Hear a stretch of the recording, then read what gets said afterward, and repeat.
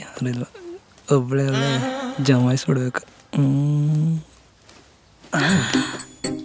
ಬಾವಾ ಬಿಡಿ, ನಾನು ಓಹ್ ನೀನಾ?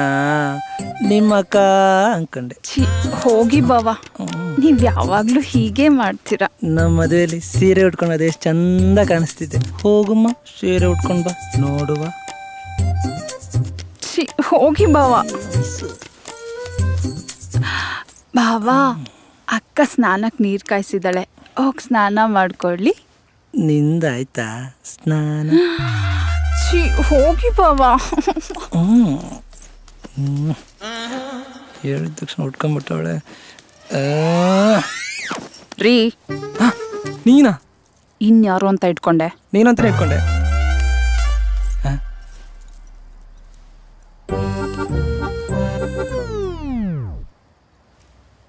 ಇನ್ನು ಮುಂದೆ ನೀನು ಹಾಕೋ ಕಾಸ್ಟ್ಯೂಮ್ ಹೇಗಿರಬೇಕು ಗೊತ್ತಾ?